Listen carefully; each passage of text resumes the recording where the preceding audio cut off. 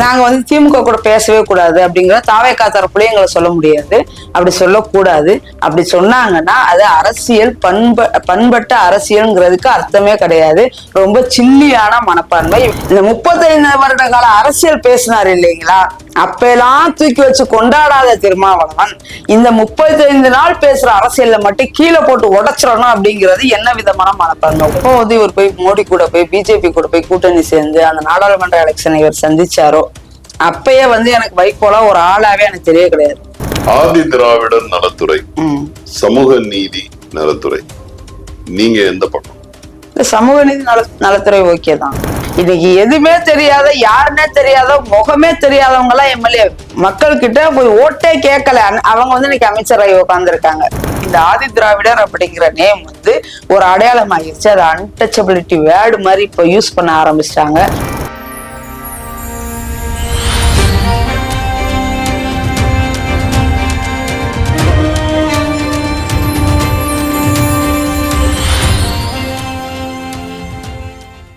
வாகை தமிழ் நேயர்களுக்கு வணக்கம்.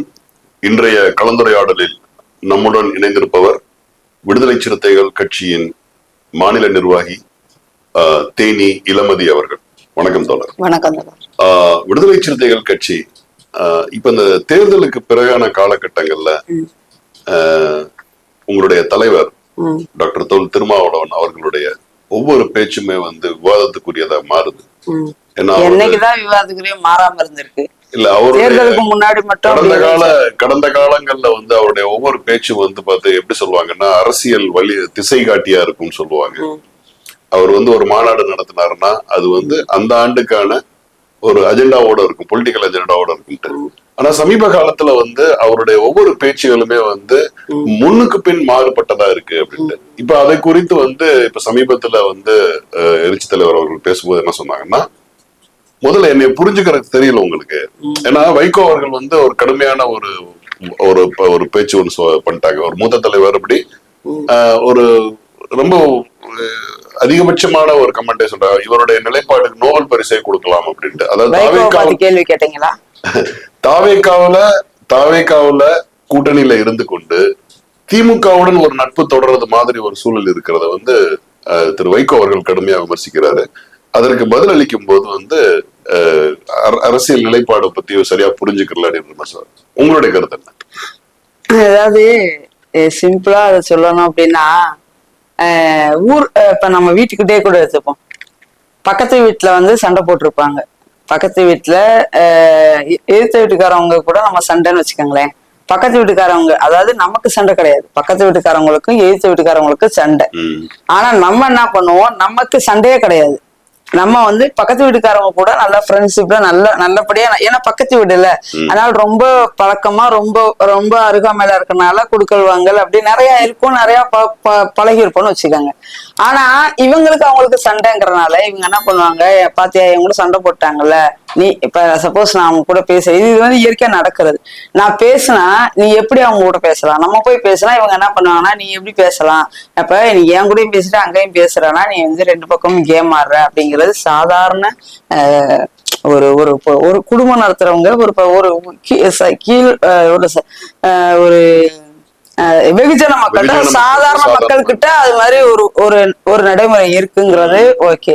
ஆனா ஒரு அரசியல், ஒரு பண்பட்ட அரசியல் தலைவர், பல முறை ஆட்சியில இருந்தவங்க, பல முறை அரசியலை நிறைய கத்துக்கிட்டவங்க, கீழே அடிமட்டத்துல இருந்து வந்தோங்கிறாங்க, கலைஞரோட வாரிசுங்கிறாங்க, இந்த மாதிரி இருக்கிறவங்க என்ன, இப்ப வைகோ கூட இருக்கட்டும், அவருமே கலைஞர் டிஎம்கேல இருந்து பிரிஞ்சு வந்தவர் தானே. இப்போ இவங்க எல்லாம் பாத்தீங்க அப்படின்னா இவங்களோட பார்வை, ஒருத்தவங்க கூட பேசினா இவ திமுக கூட்டணியில இருந்தா தாவேகா கூட பேசக்கூடாது, இல்ல தாவேகா கூட கூட்டணி இன்னும் முடிவாகல, பட் தாவேகா கூட நம்ம போயிட்டோம், தாவேகாவுக்கு ஆதரவு கொடுத்துட்டோம், ஒரு கட்சி வந்து ஒரு ஆட்சி அமைக்கிறதுக்காக ஒரு ஆதரவு கொடுத்துட்டோம் அப்படிங்கறதுக்காகவே நாங்க வந்து திமுக கூட பேசவே கூடாது அப்படிங்கிற தாவேகா தரப்புலயும் எங்களை சொல்ல முடியாது. அப்படி சொல்லக்கூடாது. அப்படி சொன்னாங்கன்னா அது அரசியல் பண்பட்ட அரசியல்ங்கிறதுக்கு அர்த்தமே கிடையாது. ரொம்ப சில்லியான மனப்பான்மை. இவங்கெல்லாம் அரசியல்வாதிகள் அப்படிங்கிறத எந்த விதத்துல ஏத்துக்கிறதுனே தெரியல. இந்த அதாவது சமூக நீதி, நான் வந்து மக்களுக்காக போராடுறேன், எனக்கு வந்து எல்லாருமே ஒண்ணுதான், எனக்கு அதுக்கப்புறம் இப்ப கூட மன்னிப்பு கேட்டிருக்காரு இந்த வைகோ. வாபஸ் வாங்கிடுறேன் நான் சொன்னதை. அது எப்படி ஒரு விஷயத்த வந்து மனசுல இருக்கிறத நீ சொல்லிட்ட, சொன்னதுக்கு அப்புறம் வாபஸ் வாங்கிக்கிற அப்படின்னா ஒரே நாள் நைட்ல வந்து மனசை போட்டு குழப்பி மாத்திட்டியா? இங்க வந்து உன்னோட முகத்தில கிழியுது, கிழிஞ்ச உடனே ஐயோ இதை எப்படா சரி பண்றது, நம்ம வந்து வாண்டடா போயிட்டு நம்ம வந்து வாபஸ் வாங்கிக்கிறோம் அப்படின்னு சொல்லிட்டு நம்மள வந்து நல்லவங்கிற போர்வை நம்ம மேல பூத்திடுவாங்க. பாத்தியா என்னதான் நம்ம பேசினா கூட, நேற்று அவர் ஏதோ வயசானவர் பேசினா கூட இன்னைக்கு வந்து பெருந்தன்மையா மன்னிப்பு, அந்த பெருந்தன்மை வந்து இங்க பெருசா பேசப்படுங்கிறதுக்காக கேட்கப்பட்ட வாபஸ் வாங்கப்பட்டதுதான் அந்த இது. இப்ப இவங்களோட பார்வை எல்லாம் எப்படி இருக்குன்னா, இப்ப நீங்க கூட என்ன சொல்றீங்கன்னா வந்து தேர்தலுக்கு பின்னான எங்க தலைவரோட நடவடிக்கைகள் வந்து முன்னுக்கு பின் முரணா இருக்கு. அப்படி எந்த இடத்துலயும் வந்து முன்னுக்கு பின் முரணாலாம் இங்க எதுவுமே கிடையாது. என்னன்னா இப்பதான் மிஞ்சி போனா ஒரு 60 நாட்கள் ஆயிருக்குன்னு வச்சுக்கோங்க. இவங்க வந்து ஆட்சிக்கு வந்து ஒரு 60 நாட்கள், கிட்டத்தட்ட 60 நாட்கள் தான் ஆயிருக்குது. இதுல வந்து நம்ம வந்து அவங்களுக்கு வந்து ஆதரவு கொடுத்து அந்த இதெல்லாம் ப்ராசஸ் எல்லாம் எடுத்து நம்ம அமைச்சரவையில பங்கெடுத்தது, இதெல்லாம் ஒரு முழுக்க இந்த நடவடிக்கைகள்லாம் முழுக்க எடுத்து பார்த்தாலே ஒரு 35 நாட்கள் தான் நமக்கு வந்து ஆகுது. ஓகேவா? இந்த 35 நாட்கள்ல என்ன இந்த 35 வருடம் அரசியல்ல எங்க தலைவரை பார்க்காதவங்க இந்த 35 வருட கால அரசியல் பேசினார் இல்லைங்களா, அப்பெல்லாம் தூக்கி வச்சு கொண்டாடாத திருமாவளவன் இந்த 35 நாள் பேசுற அரசியல்ல மட்டும் கீழே போட்டு உடைச்சிடணும் அப்படிங்கிறது என்ன விதமான மனப்பாருங்க? ஒன்னே ஒண்ணுதான், இதுதான் சான்ஸ் திருமாவளவனை காலி பண்றதுக்கு. இங்க வந்து அம்பேத்கர் அரசியல் பேசுறதுக்கு இங்க சரியான தலைமை யாரும் கிடையாது.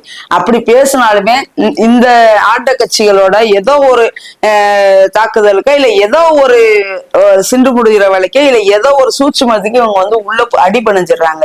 இது எதுக்குமே தொட முடியாத ஒரு ஆனா எங்க தலைவர் இருக்காரு.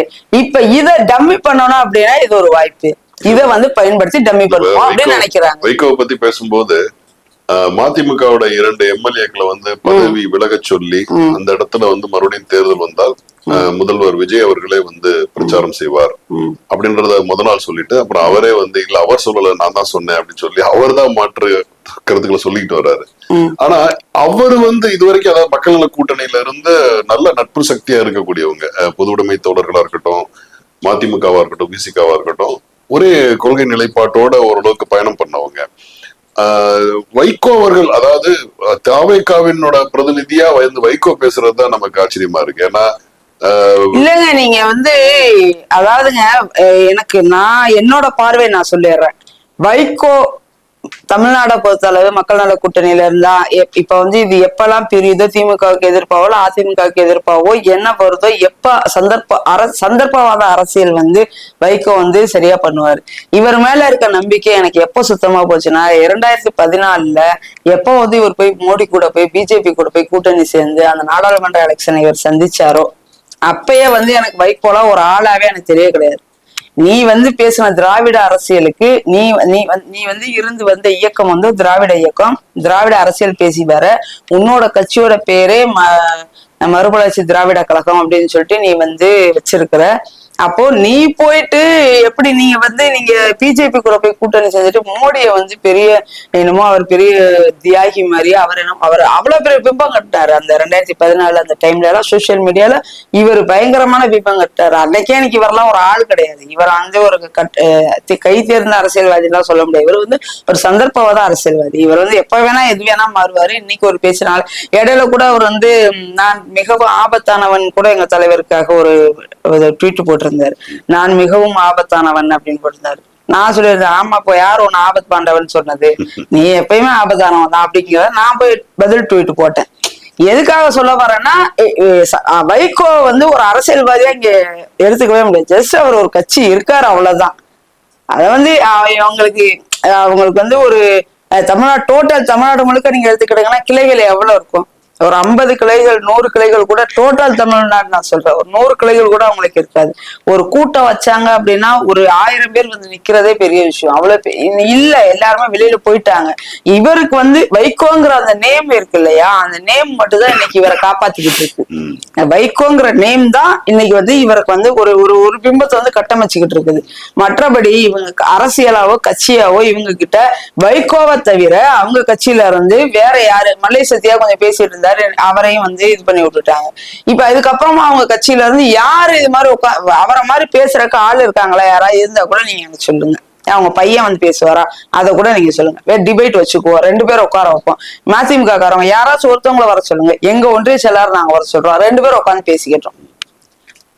எந்த விதமான அமைப்புமே இல்லாதவரை எங்களை கிளைகள் இல்லாத கட்சிங்கிறாரு.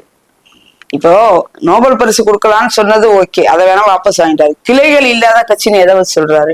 ஒரு மாநாடு வச்சாருன்னா சாதாரண ஆர்ப்பாட்டம், சும்மா நைட்டு சொல்லுவாரு, திட்டமிடலே இருக்காது, நைட் ஒரு லைவ்ல வந்து சொல்லுவாரு எங்க தலைவர், நாளைக்கு காலையில இது மாதிரி ஆர்ப்பாட்டம் இருக்குது, திடீர் ஆர்ப்பாட்டம், எல்லாரும் வந்து சேருங்கன்னா அங்க வந்து குவியறாங்க 10,000 15,000 பேர். சும்மா ஒரு நாள் ஒரு நைட்டு திரள்றாங்க, 20,000 பேர் திரள்றாங்க. ஒரு 3 மாசத்துக்கு முன்னாடி திட்டமிட்டு ஒரு மாநாடு நடத்துறா, அங்க வர்றாங்க 13 லட்சம் 14 லட்சம் 15 லட்சம் பேர் கூடுறாங்க. எப்படி கூடுறாங்க? நீ வந்து கிளைகளே இல்லாத கட்சி அப்படின்னு சொல்லிட்டு நீ எப்படி எங்களை விமர்சனம் பண்ணுவ? அது எவ்வளவு கேவலமான விமர்சனம் பாக்குறீங்களா? தமிழ்நாடு 200 எந்த கட்சியிலையும் செய்யாத ஒரு இது, 234 தொகுதிக்கு 234 மாவட்ட தொகுதிக்கு ஒரு மாவட்ட செயலாளர் போட்டிருக்காரு. ஒரு தொகுதி நீ வேலை பாரு, தொகுதியில இறங்கி வேலை பாரு, ஓட்டு நம்ம நின்னோம்னா அந்த தொகுதி ஓட்டு நமக்கு விழுவணும், மக்களுக்கு போய் நல்லது பண்ணுன்னு சொல்லிட்டு 234 மாவட்ட செயலாளர் போட்டிருக்காரு. அப்ப கிளைகள் இல்லாமையா மாவட்ட செயலாளர் போடுறாரு? அந்த மாதிரி வந்து இலக்காரமா கேவலமா சும்மா ஜஸ்ட் லைக் தட்னு போற வழியில அப்படி போற போக்குல எங்க தலைவர் வந்து பேசிட்டு போறது வந்து வைகோவுக்கு வந்து கைவந்த கலை. இது வந்து ஒரு பெரிய புத்தி. அந்த அவர் என்னதான் திராவிட அரசியல் பேசினாலுமே அவருக்கு வந்து பெரியண்ணன் புத்தி அவருக்கு இன்ன வர மாறவே கிடையாது. அதுல இருந்து அவர் இன்னும் வெளிவரவே கிடையாது, வெளிவராத ஒரு நபர் அவரு. சோ அவர் வந்து ஒரு சந்தர்ப்பவாத அரசியல்வாதி. வேற எதுனா கேள்வி இருந்தா கேளுங்க, வைகோ பத்தி தான் கேட்கணும் அப்படின்னா இதோட முடிச்சுக்கலாம். ஆதி திராவிடர் நலத்துறை, சமூக நீதி நலத்துறை, நீங்க எந்த பக்கம்? சமூக நீதி நலத்துறை ஓகே தான்.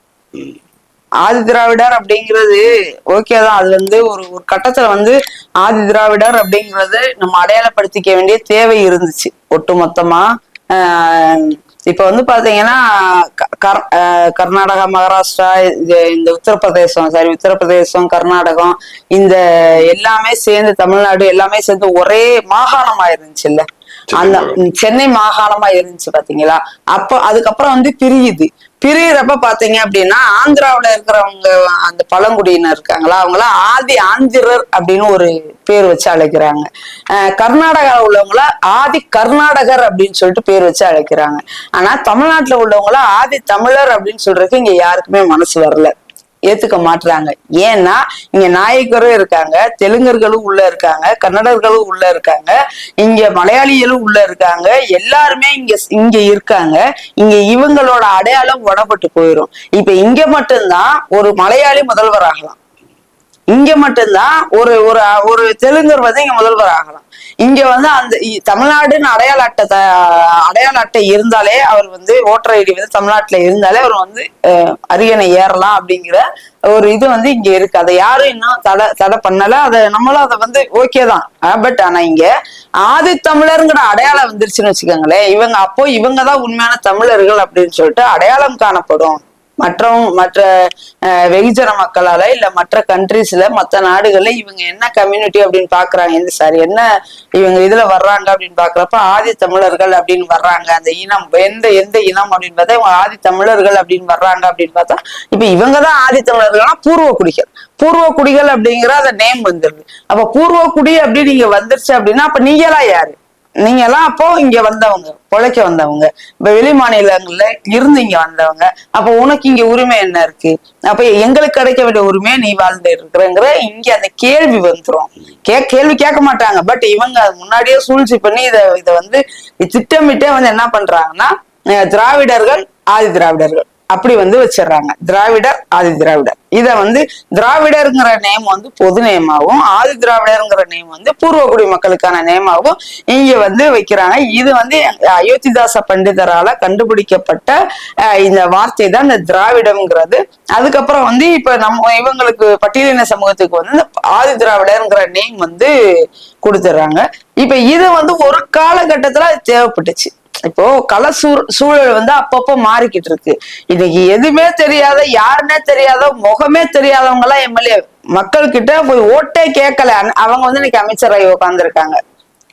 இங்க போய் நான் ஓட்டு கேட்டு நான் வந்து வீதி வீதியா போனேன், வீடு வீடா போய் மக்கள் காலில் விழுந்து எனக்கு ஓட்டு போட்டுருமா அப்படின்னு கேட்கவே தேவை இல்லைங்கிற சூழல் மாறிடுச்சு.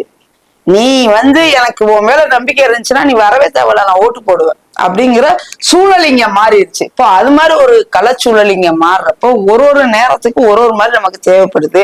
அது போல இந்த ஆதி திராவிடர் அப்படிங்கிற நேம் வந்து ஒரு அடையாளம் ஆகிடுச்சு. அது அன்டச்சபிலிட்டி வேர்டு மாதிரி இப்போ யூஸ் பண்ண ஆரம்பிச்சிட்டாங்க. ஆதி திராவிடர் அப்படின்னாலே ஓகே அவங்க இந்த கம்யூனிட்டி அப்படின்ட்டு அவங்கள வந்து அந்த வேர்டே வந்து நமக்கு வந்து ஒரு மன ரீதியான ஒரு தாழ்வு மனப்பான்மை கொடுக்குற மாதிரி அது வந்து இப்ப சூழல் வந்து வருது. இப்ப அது வந்துச்சுன்னு அப்படின்னு நம்ம சொல்ல வரல, சூழல் வந்துகிட்டு இருக்கு, நடந்துகிட்டு இருக்குது. இப்ப வந்து ஆதி திராவிடர் அப்படின்னாலே பார்வை எப்படி இருக்குன்னா அவங்க தாழ்த்தப்பட்டவங்க. இப்ப சமூக நீதி அப்படின்ட்டா அங்க வந்து எந்த இதுவுமே வரப்போறது கிடையாது. சமூக நீதினா என்னன்னு முதல் தேர்ந்தெடுப்பாங்க. இப்ப உள்ள இளைஞர்களுக்கு வந்து இப்ப உள்ள இந்த படிக்கிற மாணவர்களுக்கு வந்து சமூக நீதினா என்னன்னு முதல் தெரியணும். ஏன் இந்த துறைக்கு வந்து ஆதி திராவிடர் அப்படின்னு எடுத்துட்டு சமூக நீதினு கொடுத்தாங்க. சமூக நீதினா என்ன? அப்ப அந்த சோசியல் ஜஸ்டிஸ்னா என்ன? அப்ப அதான் சமத்துவம்னா ஏன் இவன் சமத்துவம்னு கேக்குறாங்க? இங்க ஏற்றத்தாழ்வு இல்லையா? இப்ப ஏற்றத்தாழ்வு இல்லைன்னா ஏன் சமூக நீதிங்கிற பேர் வரப்போகுது? இப்ப இங்க உண்மையாவே ஏற்றத்தாழ்வு இல்லையா அப்படிங்கறத அவன் தேடி பார்க்க ஆரம்பிப்பான். இது அதனால இந்த சமூக நீதி துறை அப்படிங்கிறது ஓகே தான், கரெக்ட் தான். இப்ப சமூக நீதி அப்படின்னு சொல்லும் போது எந்த சமூகத்தால் அடக்கப்பட்டோமோ அந்த சமூகத்தை தவிர மிச்சம் எல்லாருக்குமான நீதி. அதுல வந்து பேக்வர்ட் கிளாஸ் வருவாங்க, மைனாரிட்டிஸ் வருவாங்க, ஷெட்யூல் காஸ்ட் வருவாங்க. இது எல்லாமே வந்து அந்த அந்த பேனர்ல வந்துருது. இப்ப இங்க வந்து என்னன்னு கேட்டீங்கன்னா இது வந்து இந்த தொகுப்பு அப்படின்றது நம்ம எதுக்காக பாக்குறோம்னா அந்த மக்களுக்கான ஒரு பயன்பாடு, அவங்களோட வாழ்வியல் சூழல் மேம்படுறதுக்கு திட்டங்கள் வந்து அவங்க சமூக நீதித்துறை அப்படிங்கிறது ஆதி திராவிடர் நலத்துறை தான். இதுக்குள்ள எல்லாரும் உள்ள எப்படி வருவாங்க? பிற்படுத்தப்பட்ட நலத்துறை இருக்குல்ல. சமூக நீதிங்கிறது வந்து எல்லாரும் சமம்ங்கிறது தான். இங்க நானும் சமமானவன் அப்படிங்கிறதுக்கு தான் இந்த வேர்டு. சமூக நீதித்துறை அப்படிங்கிறது நானும் மற்றவர்களை போல சமமானவன் தான், நான் தாழ்த்தப்பட்டவன் இல்லை. ஆதி திராவிடர்னா என்ன பார்வை இருக்கு? தாழ்த்தப்பட்டவர் அப்படிங்கிற பார்வை இருக்கு. பட்டியலின சமூகம் தாழ்த்தப்பட்டவர் அப்படிங்கிற பார்வை இருக்கு. நான் தாழ்த்தப்பட்டவன் இல்லை. பேர் வச்சாலும் அது வந்து மனநோய் உள்ள அந்த ஆட்களால் அப்படித்தான் இல்ல, அப்படிதான் இருக்கும். ஒரு இப்ப இது வந்து ஒரு பிள்ளையார் சொல்லி மாதிரி நினைச்சுப்போமே. ஒரு 50 ஆண்டுகள் 100 ஆண்டுகள் போனதுக்கு அப்புறம் மனநிலை மாறல, உடனே மாறும் அப்படின்னு நம்ம இங்க யார்ட்டையும் சொல்ல வரல. இது ஒரு விதை அப்படின்னு நம்ம நினைச்சுக்க வேண்டியதுதான். ஒரு விதை, ஒரு பிள்ளையார் சொல்லி போட்டிருக்கோம், ஒரு விதை போட்டிருக்கோம். இது நாளைக்கு விருட்சமாகி வர்றப்ப இது வந்து எல்லாரும் சமத்துவம், எல்லாருமே சமம் அப்படிங்கிற ஒரு பார்வை வரலாம்ல. அதுக்கான முன்னேற்பாடா இல்ல அதற்கான விதையா? அந்த கேள்வி கேட்டதுக்கு காரணம் வந்து விடுதலை சிறுத்தைகள் கட்சிக்குள்ளேயே வந்து பல மாறுபட்ட கருத்துக்கள் வந்து இப்ப மேலிருந்து வருதா கேள்விப்படுறோம். பர்டிகுலரா வந்து இந்த பெயர் சமூக நீதின்ற பேருக்கு எதிராக இல்ல, ஆதி திராவிடராக கண்டினியூ பண்ணலாம்னு சொல்லிட்டு இதை வந்து ஊடகங்கள் வந்து வேற மாதிரி உள்ள வந்து குழப்பங்கள் இருக்கு. உள்ள வந்து சமூக நீதித்துறை அப்படிங்கிறது டிஎம்கே ஆட்சியிலேயே வந்த பேரு தானே. அவங்க அப்பயே வந்து ரவிக்குமார், எங்க பொதுச் செயலாளர் ரவிக்குமார் அவங்களால அந்த வேர்டு வந்து வைக்கணும் அப்படின்னு சொல்லிட்டு பேசி அவங்களுக்கு வந்து அது கொடுத்தது தானே. அவங்க கிட்ட அந்த ஃபைல் வந்து அவங்க கிட்ட கொடுத்தது தானே, இந்த ஃபைல் ரெடி பண்ணி. இல்ல, அது எனக்கு தெரிஞ்ச ஒரு தொடர் ரவிக்குமார் அவர்கள் இதுக்கு எதிரான போக்கள் இல்லையா? இல்ல, அப்ப இருந்தாரு. அதுக்கப்புறம் அதை வந்து அனலைஸ் பண்ணி மாத்திட்டாங்களே. சரி சரி, மாத்தி இது பண்ணிட்டாங்க. நன்றி தொடர். இதுவரை எங்க அனைத்து கேள்விகளுக்கும் நல்ல முறையில் பதிலளித்தமைக்கு மிக்க நன்றி. வணக்கம். நன்றி தொடர்.